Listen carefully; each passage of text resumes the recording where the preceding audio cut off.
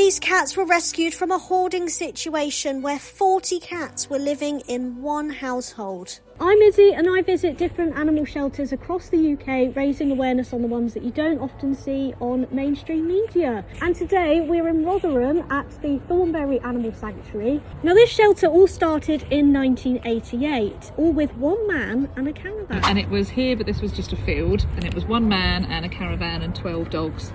And since then it's just grown and grown and grown, and we have sort of just under 30 dogs on site, around the same amount of cats, and then we've also got sort of 20 odd small animals. And today we're going to be finding out some of the stories of the animals that they have here and raising awareness on the work they do. She had ulcerated eyes and they thought she might have brain damage. There are around 40 cats all in the same home, and none of them were vaccinated or spayed or neutered. He is a retired greyhound. He's one of the biggest ones we've had in a sanctuary. They were adopted out, and sadly the daughters just lost interest in them.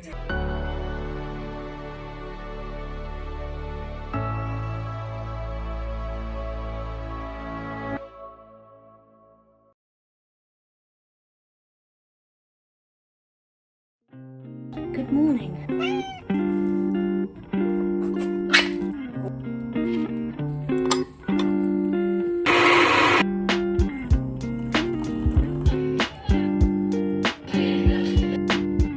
Right, I am ready for a summery outfit today. So we're still in very much a heat wave. Let's go meet some cute dogs and cats. I'll see you when I get there.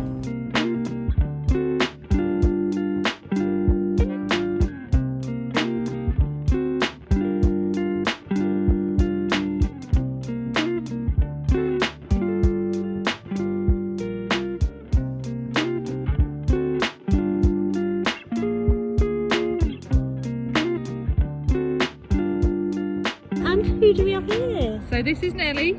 So Nellie came to us when she was 7 weeks old from a vet's. She had ulcerated eyes and they thought she might have brain damage, so her previous owners had taken her in to be put to sleep. But the vets brought her over to us and we've sorted out her eyes, and she doesn't have anything wrong with her at all, and she's absolutely lovely, and she's on long-term foster at the moment with one of our staff members who's going to be adopting her.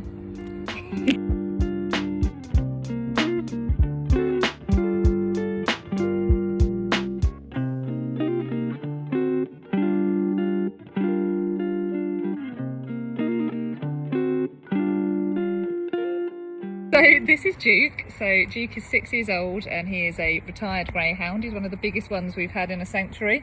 He loves a lot of fuss. There we go. He loves a lot of fuss and cuddles. He's a really, really sweet boy. Really lovely. Aren't you? Hey? Aww. So we do muzzle him when we take him out for walks, because we do that with all our greyhounds and dogs that have been trained to sort of chase prey, but we're not seeing any prey instinct in him at all, which is lovely. He's just a very big softie, aren't you, darling? Yeah.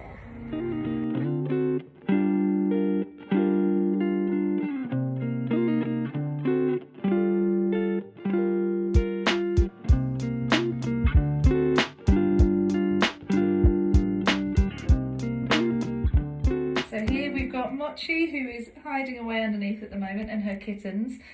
We rescued Mochi and her sister, we believe Astrid, from a hoarding situation where there are around 40 cats all in the same home. None of them were vaccinated or spayed or neutered, so they were just used for breeding and breeding.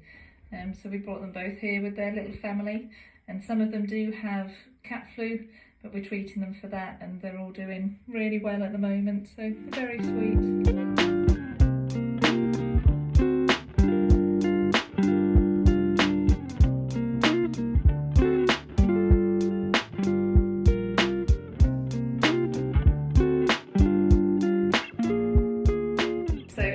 We have Freya and Chip, two of our bunnies. So they were adopted just over a year ago. They came into us quite chunky, and our small animal team worked to help them lose some weight and got them to the point where they were jumping on the scales to weigh themselves. They were very well trained. So then they were adopted out, and sadly the daughters just lost interest in them. So they've been there for just over a year.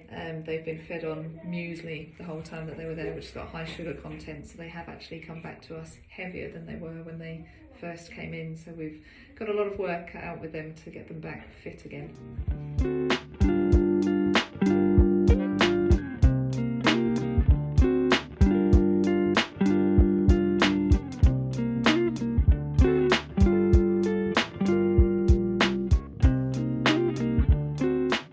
What would you say people need to be aware of when they adopt a pet, whether that be a dog, cat, rabbit? What message would you like to get out there?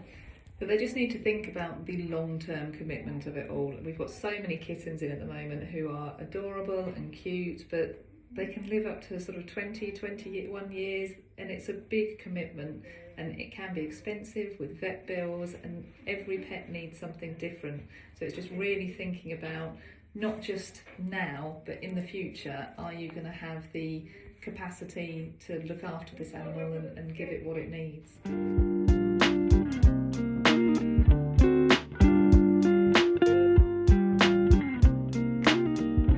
If you enjoyed hearing these stories today, then make sure you subscribe, as it really helps spread the word about shelters like these, and I'll see you in the next one.